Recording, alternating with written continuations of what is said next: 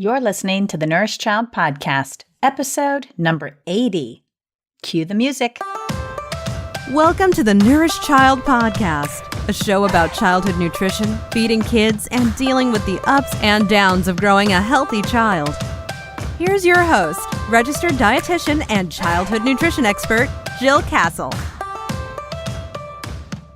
There is so much buzz about protein. The media covers it, I get questions about it, and frankly, it's top of mind when I'm planning meals and snacks for my own family. Does protein deserve all this attention? From building muscles and growing healthy bodies to helping kids avoid overeating and accelerate their athletic prowess, protein is a nutrient and hot topic I'm diving deep into. Who knew there is so much to learn? Over the next several episodes, you will hear from 3 different researchers who spend much of their professional lives studying protein. Today on the show, I have Dr. Heather Leidy. Heather Leidy has her PhD in physiology with an emphasis on nutritional endocrinology and metabolism. She does her research in the Department of Nutrition Science at Purdue University in Indiana. Her research attempts to answer the following questions. Number 1, is there an optimal amount of protein? Number 2, does protein quality, meaning animal versus plant proteins, influence fullness?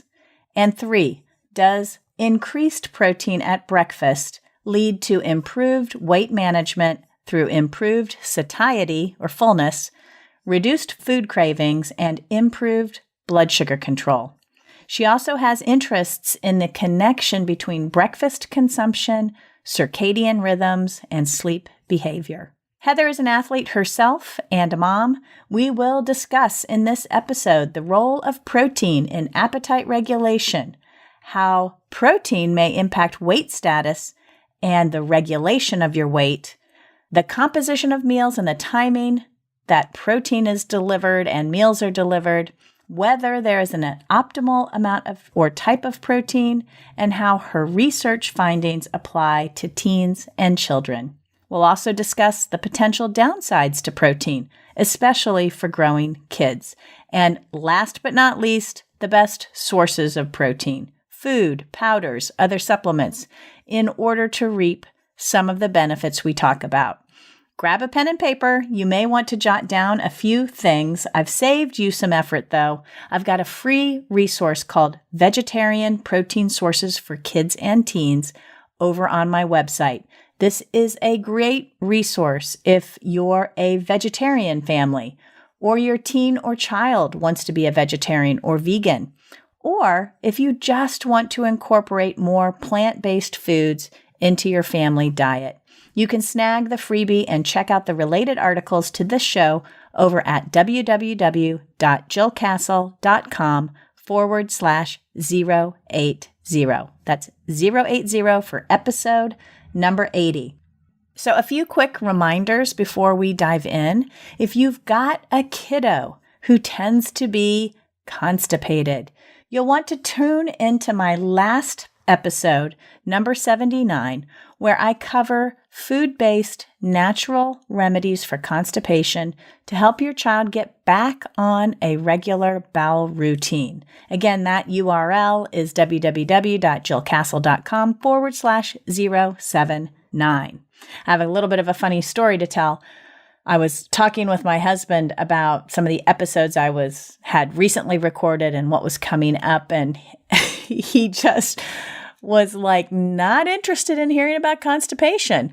And I realized that, there's some listeners out there that might not feel comfortable listening to a topic about constipation. So if that's you, I'm not going to apologize because I'm sorry, not sorry. It's on my podcast episode series. Constipated is in the title. So if that's a word that offends you, then do not listen. But I thought that was just kind of a funny thing. It made me realize that in my medical mind and, feeding kids, what goes in comes out, that whole mentality, that stuff does not bother me one bit. But I do realize it might bother others. So I'm just giving you a heads up. I won't be offended if you choose not to listen to that one, but I also know that lots of parents are struggling with kids who are irregular. They're backed up. They're not moving their bowels. So I thought that this episode might give you a few helpful tips. The other thing is, what about those picky eaters? If you've got one, you have to check out my brand new workbook for parents.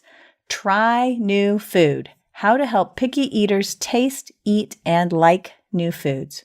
I reveal in this in-depth workbook my step-by-step path to helping all eaters try new food using effective strategies that honor your developing child while making the process of easing into new foods fun, stress-free, and positive for everyone. You can grab a copy over at Amazon.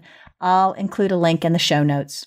That's it for updates. Let's get this show on the road. Here is Heather. Hey, Heather, welcome to the Nourished Child podcast. Oh, thank you. It's great to be here. I'm so glad you are here. And we met in Texas. I'm trying to think, where were we? We were in San Antonio doing some crazy 5 a.m. fitness workout thing. Indeed. Yeah. So we were together at a summit on protein, and that's how I met you. And you're a protein researcher. And I've already introduced you to my audience, but why don't you, in your own language, tell people who are mostly parents and professionals what you do and what your research is all about? Sure. So I won't belabor my background, but it ties in well with my research. So I initially was trained as a school teacher. So I taught 7th grade science for a number of years, and then decided to go back and get my master's and PhD in physiology, and then more focused in nutrition. And so since then, I think it's really a tie-in from my life as a school teacher with adolescents to my research now, really examining the effects of protein in kids and adolescents. So it has come full circle. And so it's great to be doing research in a population of who I was initially started with. So why protein and not any other nutrient? Yeah, so I was as I said, trained as a physiologist, and initially started looking at the factors that affect weight management, looking at what makes us gain weight or helps us promote weight management. And one of those pieces really was looking at appetite and satiety. And what we quickly find is that what we eat affects that. And going a little bit further, higher protein foods elicit a feeling of satiety that makes us feel fuller. And then downstream, you see, regulations in food intake and then weight management. And so that's really why most of my research has gravitated into looking at protein in general, and then really seeing how when you eat your protein plays a big role as well. So tell us then, based on your research and what you know as an expert in this area, give parents who might be listening a breakdown of what actually protein does in relation to satiety and all that good, juicy stuff you know about. Yeah, so I'll give a real broad summary of what we know from higher protein diets, which are typically done in adults, if that's okay. And then I'll break it down into more specifically with kids and adolescents, because those research areas are a little bit different. And so when you look at higher protein diets, and when I define that, I try to shy away from the diets that are just more extreme, so ketogenic diets or low carb diets. And so my discussion will be away from that. So when you look at really just substituting some carbohydrates and protein, you consistently see that eating more protein can do a number of things, whether it's, leading to greater weight loss, preserving more lean mass or muscle, as well as losing more body fat mass compared to eating just a normal protein diet. And then we also look at why that's occurring. And we also see that, eating protein at each eating occasion can increase your feeling of fullness. It also reduces overall feelings of hunger. And we assess those looking at blood samples, specifically looking at hormones that stimulate our hunger or promote satiety or this feeling of fullness. And we see that protein has that effect, whereas eating carbohydrates or fat, it doesn't elicit those responses. We can also see that eating a higher protein diet can also control blood sugar or glucose better than other diets. And so that's what you consistently see in the research. And so then it's really, well, what do we mean? What does that look like in terms of a protein diet? But it's roughly about 20 to 30% of your daily intake is protein is what's needed to elicit those effects. And do those need to be spaced out through the day, the meals in meals, or is it, just a flat out load of protein? first thing in the Yeah, day. sure. And so that's one of the next areas of research that we got involved with is, protein timing. And there's a number of folks, ourselves included, that is really focused on distributing the protein throughout the day. And you'll hear that it's 30, 30, 30, which means 30 grams of protein at lunch, at breakfast, lunch, and dinner. And whether that's beneficial or not, that there really is not a consensus at this point about that. But what we highlighted, I think we're the first group that were really targeting breakfast. We found that eating protein of those quantities in the morning is really what's needed for these beneficial effects that I mentioned. And so, again, full circle, my area of interest is really targeting younger kids. I feel, and adolescents. Targeting that population, I think, is important for a couple of reasons. One, we know that obesity and overweight is still a huge problem in that population. The obesity trends are leveling off in certain groups, but not in the young people. We also know that they also generally have poor eating habits. And one of the eating habits that's frequently done in this population is breakfast skipping. And we see these tight correlations with breakfast skipping and obesity in the sense that individuals that skip breakfast more have a greater BMI, greater weight gain than people that eat breakfast on a daily basis. And so we kind of merged the two concepts together and really looked at whether eating protein in the morning in individuals who skip breakfast could be beneficial. And that's what we found over the last 6 or 7 years, that just eating a higher protein breakfast can improve appetite control and satiety. It actually reduces food cravings. It reduces unhealthy snacking, particularly in the evening. And that has led to the prevention of unhealthy body fat gain in adolescents who habitually skip breakfast. That's pretty powerful. I'm sure parents are listening to this going, okay, well, I need to just slap on the eggs and the cheese and the yogurt and make this happen at breakfast. So it is powerful. And I know that for myself, my own kids, I teach this to my clients. It almost seemed intuitive to me years ago. Other nutrients too, fat, fiber, those filling nutrients, those satiety inducing nutrients. So what is the mechanism behind that? Even just for my own sort of nerdy self, I know it's true. I can see it and feel it in my own body myself. But Sure. What is that mechanism? What is happening with satiety and protein? So we have a couple reviews out that focus on this because it's I think I start sometimes top tier, or it depends on if you go bottom up or the other way around. But in my mind, if a nutrition strategy helps on substantial health outcomes like weight management or diet quality, those pieces, then you kind of go back and figure out, well, what is the mechanism involved? And so we've done a number of studies to tease that out. And as I said, satiety is really one of those pieces.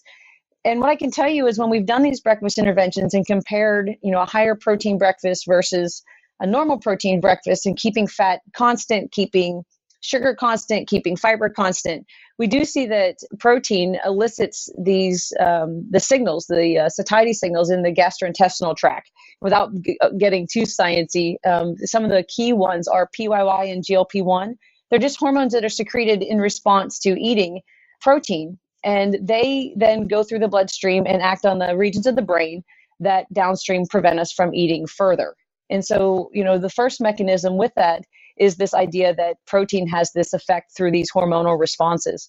And so I think that's the biggest mechanism that we see in terms of how protein has these effects in that area. And then, as I also mentioned earlier, we do see this improvement in glycemic control when a higher protein breakfast is consumed. And we know that, having these big fluctuations in glucose throughout the day is not advantageous. That also is tied into appetite and satiety. And so when you have a higher protein breakfast, it blunts those responses so you don't get these big fluctuations in glucose across the day. Those big fluctuations, are they big or, and again, my nerdy little brain is going, there's this range of blood sugar that we know to be normal. Is our blood sugar really getting out of that normal range, going way high and then dropping way low? Or is there a sensitivity factor to that? Yeah, that's a great point. So to be clear, the participants that we have in our studies, and not to say that we, can't expand upon that, our goal, I think, and maybe it's just the teacher in me, is that, do I think that the breakfast is the be all end all and is going to, quote, cure a number of diseases and health conditions? And I think I would respond with no. I think it's part of a healthier diet, much like you said too, in terms of, it's not just protein, it's adding healthy fiber and healthy fats into a meal. So we're not just giving them protein shakes or just protein. It is part of a mixed meal when we're giving these. so then, when you look at these big fluctuations, they're still within what you would consider an acceptable range in terms of glucose. People aren't becoming hypoglycemic when they've, at least not the kids in adolescence, when they've had a higher sugar or higher carbohydrate breakfast.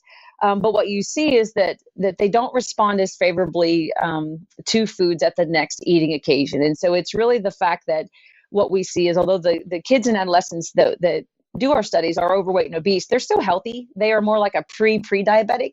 And so once they've been exposed to higher protein breakfast meals, when they're exposed then at the next eating occasion at lunch with that maybe is higher in sugar, when they've had a higher protein meal, their body is able to metabolize that meal better, so that they don't get what you would look at big dips in glucose, that reduction within a meal is blunted. It's just not as extreme. But really good point that we're not dealing with hyper or hypoglycemia. But it's the fact that, we're trying to modulate this and control this, because what you'll see as we all know, diabetes is a progression. And if you continue having these larger fluctuations over time, it can actually, add unneeded work to the pancreas, and then downstream you can have the progression of diabetes. And so I think in this regard, breakfast can serve as one strategy to prevent the progression of diabetes or becoming more overweight and things of that nature. So you mentioned 30-30-30. Have you looked at this load at other meals as well? I know in adults you said there are research in those areas, but for kids and teens, is it something that might be beneficial, or is it just specifically breakfast? Yeah. So, I think if you talk to different researchers, they may have a different opinion. But I can tell you, for us, it was, well, what is the easiest strategy to implement in this population? And I think it's hard when you're trying to completely change somebody's diet, right? We know that happens to be a challenge. At first, it's great. And then people resort back to their own eating occasions or the way they like to eat. And so for us, we found mechanistically that there were differences with how protein, well, for example, I don't think I brought this up. We did a study many, many years ago where we gave a high protein breakfast versus a high protein lunch and a high protein dinner. And we actually found that and these were in adults, when the adults had the high protein breakfast, they felt fuller with the breakfast than they had when that protein was given at lunch and at dinner. And we actually tracked that throughout the entire day. And even right before they went to bed, the adults that had the higher protein breakfast felt more full throughout the day into the evening compared to whenever that protein was given at lunch and at dinner. And so for us, that's another reason we started gravitating towards breakfast. And so while there is research in adults, looking at this even distribution, our opinion, based on the fairly significant strength of the evidence with breakfast, suggests that if you eat a higher protein breakfast, a lot of those unhealthy dietary habits, like unhealthy snacking on, high sugar, high fat foods or sugar sweetened beverages, they have a tendency to go away when you're eating a high protein breakfast. Now, it's not to say that maybe there's additional benefits with more protein at maybe lunch or dinner, but what we find is that you can get very similar health benefits with just targeting that breakfast meal.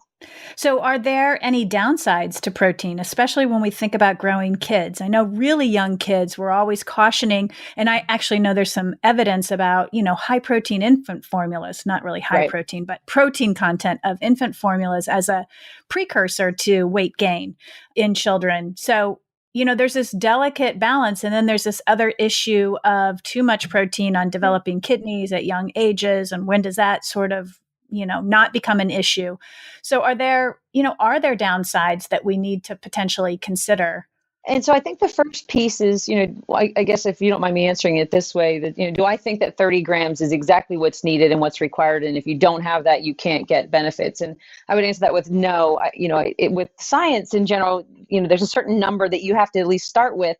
That's sensible and reasonable. And we found, with confidence, somewhere between 24 and 30 grams of protein if it's higher quality.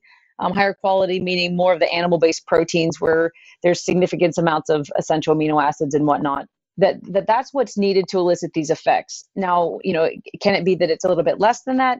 It's really a gray area, and it probably depends on the quality of the protein.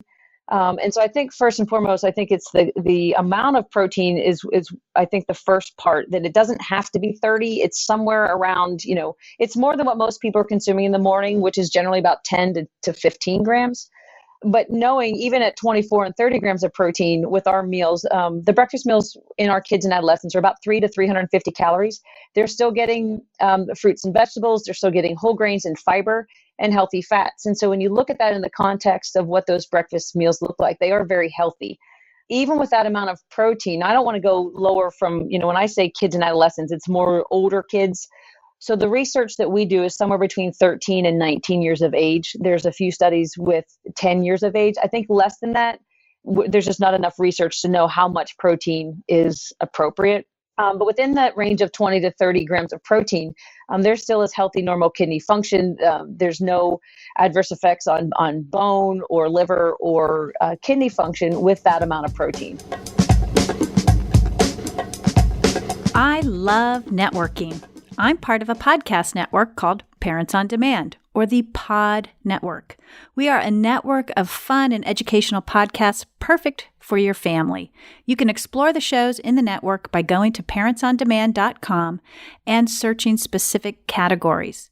Parents on Demand also has a download for a free network app on iOS and Android, so you can listen to your favorite shows or find new podcasts. Subscribe through iTunes, Stitcher, Google Play Music, iHeartRadio, or another provider. Every month, I will feature a podcast that I think will be helpful or of interest to you. Here's this month's podcast feature. You've decided to give your baby breast milk. We want to help. We're the Boob Group, a group of moms and experts here to support you in your goals, whether you're breastfeeding, pumping, or something in between. Each week, a group of experienced moms openly discuss their success, their struggles, and society's impact on how they feed their babies. We provide an honest, natural, and judgment-free approach to breastfeeding, pumping, milk sharing, and more. The Boob Group is part of the Parents on Demand network. Look for our free network app in Apple and Android to discover more great parenting shows and listen to your favorite episodes on the go. I know, playing devil's advocate here, I know there are parents out there that are going to be like, okay, I need to start adding protein powders to my smoothies in the morning, or my kid won't eat eggs, or, all the, the resistance that might be coming up in the minds of parents right now. How, what are the best sources of protein? Should it be food? Should it be powders? Should it be other supplements to reap some of these benefits? Is one better than the other? Or does it really even matter? Right. So I'm a physiologist by training, so not a dietitian, but we always advocate food first. And, not to say that there isn't a problem with that, there is something wrong with having protein as a protein shake and adding protein powders, but that is nowhere near our first or second mode of attack when it comes to eating more protein in the morning. It's very easy. It's easier if you know what foods have that are more protein centric to gravitate towards, to start implementing those into a child and adolescent breakfast plan. And so, for example, one of the things that we gravitate to is Greek yogurt.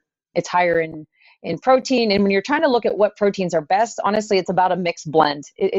In my mind, at the end of the day, we don't eat typically single protein foods. It usually is when you're sitting down with a meal, it's a combination of a number of things.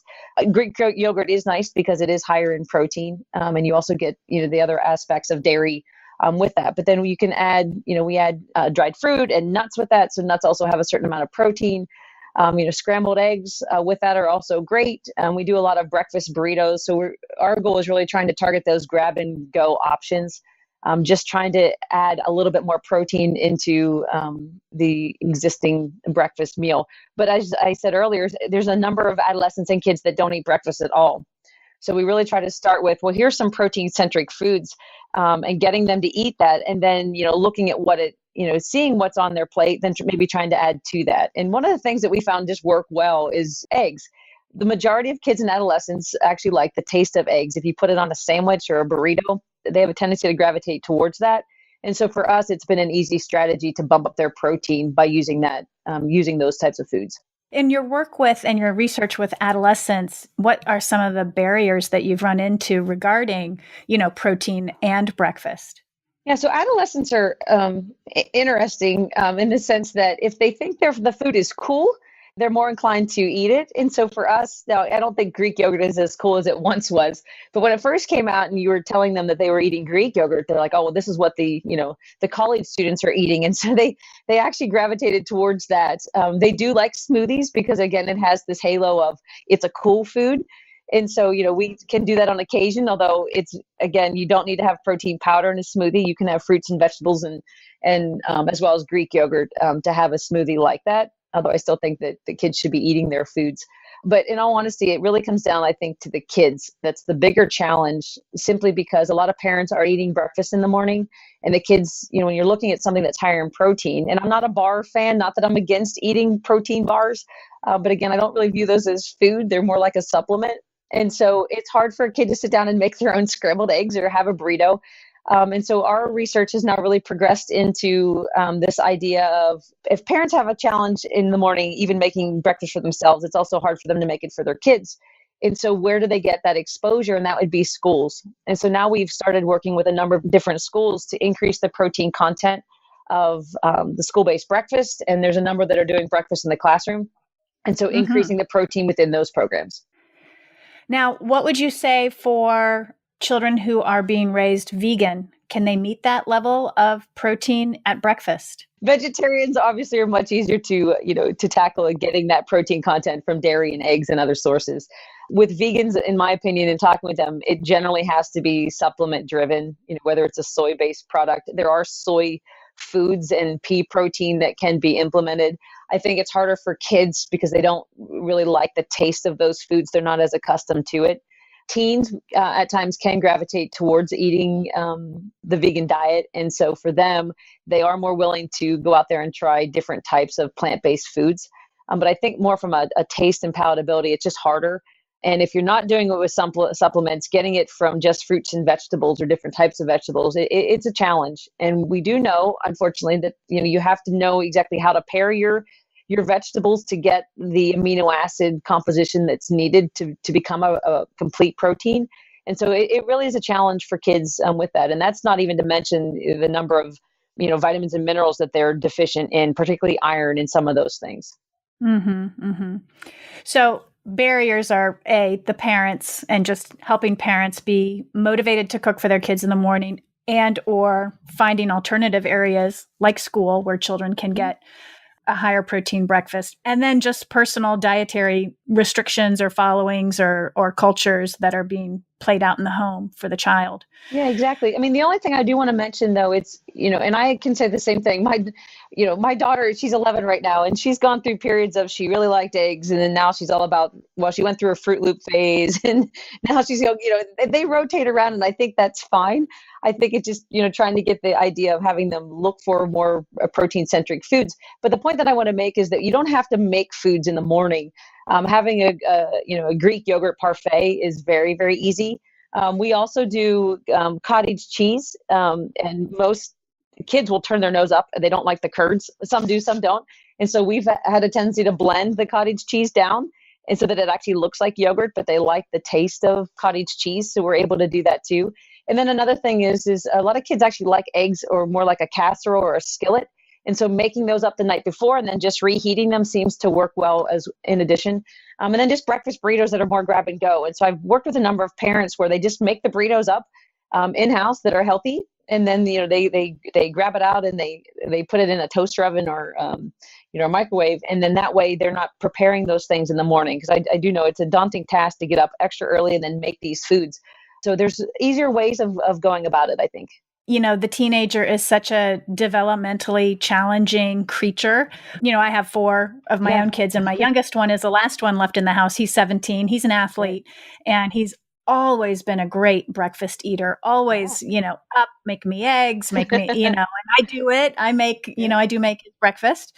But this year, as his junior year has rolled around, he's getting up later and later and later, and less time for breakfast. And so what happens is we do a little bit of a shift. He might leave with just a banana or something, but then he'll have a break at 9 or 9:30, and he'll come back home, or he'll pick up like a big egg sandwich. Oh, yeah. And so his breakfast is kind of delayed. It's not like that crack of dawn thing, which I think can be a real challenge for teenagers. They don't Right. have an appetite the minute they jump out of bed like they did when they were kids. Well, and that's a really good point. And so we've actually started looking at that in terms of why people skip breakfast or why they're not hungry in the morning. And a lot of it comes down to they stayed up too late at night, whether it's they're studying or if they're athletes. It's amazing how late their games are until they get home.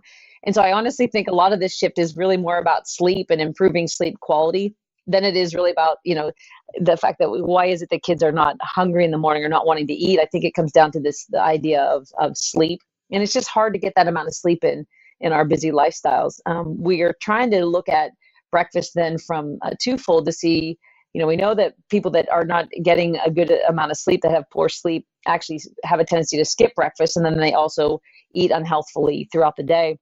And so we're trying to see if, getting kids to eat breakfast in the morning, can that actually shift their circadian rhythms back to more of a healthful profile, so that then when they actually fall asleep and they get to sleep, they can fall asleep quicker and their quality of sleep is improved, so that it comes full circle. So I think it really is about circadian rhythms and meal timing, that all your chronobiology, your chrononutrition, that plays a role in our eating behavior. Yeah, I was just going to mention circadian rhythm because we know it changes in adolescence.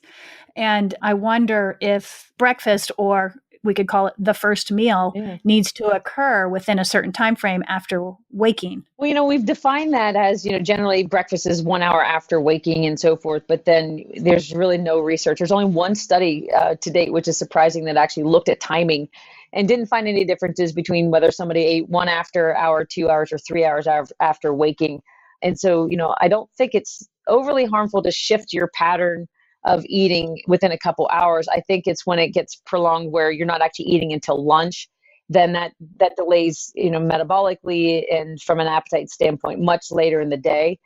So I do think, being able to eat as early as you feel that you can be important. And I think over time that might actually improve their circadian rhythms and their eating patterns, and so that they may be more willing to eat in the morning. But there's just still a lot that we don't know.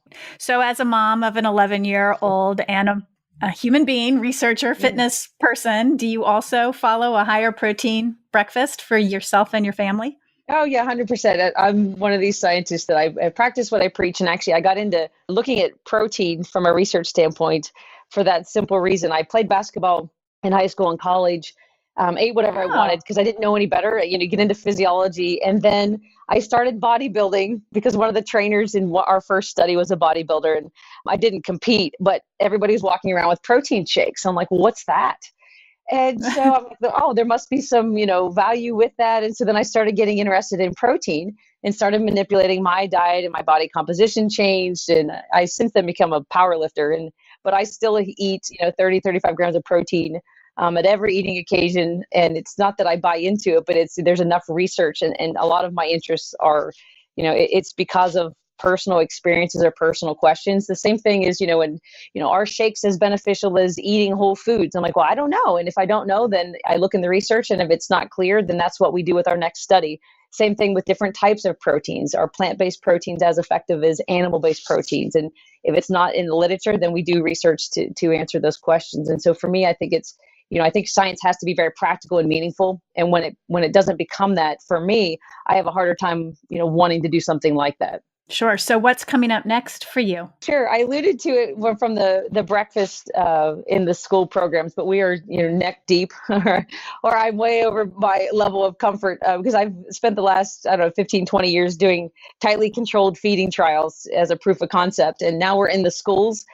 We work with the food service folks to actually recreate these breakfast meals. So they're eating eggs in the morning and lean animal products, they're eating more Greek yogurt. But it's, once you have that, then it's somewhat of a free-for-all, right? Because the kids can choose not to eat and to eat. Or when we're doing questionnaires, some of them wrote on there, "We're not filling this out today." So it's interesting. Or they'll give us high fives in the hallway. It comes with pros and cons. And so for me, it's this is really the next 2 to 3 years of what I'm trying to do. And it's very translational from the sense that, we do these tightly controlled feeding trials, but now we're seeing, can this actually happen in a real world free living environment? And the schools are, they're making foods that have about 24 grams of protein in the morning, and the students really enjoy it. They'll make comments that this feels like And they view this as more like, well, yeah, I could get this at McDonald's, but it's healthier. Because like with the breakfast burritos and the breakfast sandwiches. And the only fun part that I've come across is that they really like hot sauce. Oh, And they are really mad about the salt restrictions that are now in the schools. And the students were very adamant about telling us that. interesting. Well, good. They have a voice and they're giving their input. I have this, since I see clients personally, a lot of times clients will come to me and say, well, I know I'm supposed to be doing this, or I know about the division of responsibility, or I know that, this is the way I should be doing it, but I can't put the theory into practice. Right. And that's the heart and soul of what you're doing right now, is taking theory and putting it into practice. And you have a human being there with all kinds of personality and temperament and developmental stages, and you never know what you're going to experience. Well, and something else I didn't talk about, because right now I just don't have funding to do these studies, but I would really like to start also translating this into family-based interventions. So for example, I get that it's great to do these in the schools, particularly with parents that don't have time or just are unable to make healthier breakfast meals. So the schools seem to do that, but I do think at the end of the day, it should be family-based. And so I think really just having cooking classes where parents and kids are coming in and cooking together to figure out, well, how can we make this more efficiently? I think I have over 150 recipes for breakfast meals in the morning, and a number of them you don't have to cook, and some of them are vegetarian and vegan. And I think the next step is, how do you develop these family-based strategies so that, parents and kids are interacting together, sitting down and having that breakfast meal in the morning. I see a cookbook in your future, Heather. Yeah. High protein breakfast for kids and teens. Indeed. So just to wrap this up, because it's been so interesting to hear about your research, but if we were to sort of take the practical route here, what would you give in terms of your knowledge of protein, appetite regulation, weight management? What kind of advice would you give to parents who are listening right now? Yeah, I think the first thing is really, just one, getting to know your kids and adolescents, what they like and what they don't like. And then, as a first step, at least from what we've seen, is really try to look at that breakfast meal, see if it can be more of a family-based setting. So it seems like when parents are modeling what they want to eat and the kids get involved and they try new things, it seems to be helpful. And I think for me, the first step is, if it can be something that is protein centric in the morning, if it needs to be cooked, if they like scrambled eggs, sorry, this is way different, but I know, for example, even in kids, they have facts now, right? So they're one of the first foods that my daughter started learning how to cook in school was scrambled eggs. And so now she eats them at night. And so I think it's just something like that, is figuring out what your kids know about protein or healthful foods at breakfast and start, implementing those in. And I think just starting small is great. I mean, and there isn't a magical number to target, but we know that there's certain foods that have more protein in them, whether it's, dairy or egg or meat, and targeting those types of foods and nuts and things like that, and seeing what they like and what they don't like, and then just start implementing that into their breakfast. Really great advice. Heather, thank you so much for coming on the show. I think the parents that are listening out there are just going to love, because there's a lot of questions about protein. You've clarified a lot of things and given parents some really good advice to act on when they get off the show. Well, great. Well, thanks. It was great to be here, and it was great chatting with you. Yeah, thanks so much. Now, what do you think about protein? Pretty influential, right? That's why I encourage my families to choose the protein food first when planning meals and snacks. Remember, you don't have to go overboard with protein. And frankly, this can be counterproductive because too much is too much. And too much protein can actually be dangerous in younger children. You want Goldilocks, just the right amount of protein to get the positive effects on growth, satiety, and appetite regulation. Stay tuned for my next episode, number 81, where I interview Stefan van Vliet, also a nutrition researcher. Stefan helps us shift our thinking from specific nutrients like amino acids to the big picture, whole foods. It is a great interview, and I'm sure it will just add to your knowledge base around protein and whole foods. The Nourished Child is a resource for nutrition and feeding education. I don't think parents get enough upfront nutrition and feeding education, guidance, or even support to help them raise well-fed, well-nourished kids. So this is part of my attempt to close that gaping hole. If you want to hear more, be sure to subscribe to the show on Apple Podcasts or on one of your favorite Android apps. Leave a review if the show has been helpful to you. I'd really appreciate that. Don't forget, there's more nutrition and feeding resources on my website, articles, more podcast episodes, books, parenting programs. You can sign up for my Monday newsletter there. All of this is available with the goal of helping you nourish and nurture your child inside and out. As always, thank you for joining me today. Tuning in means you are building your knowledge and your toolbox of strategies for nourishing a healthy child. In other words, when you help yourself, you help your child. Be sure to give the little ones in your life a loving squeeze today. Bye for now. Thanks for listening to the Nourished Child Podcast, where the #1 goal is to help you grow a nourished child inside and out.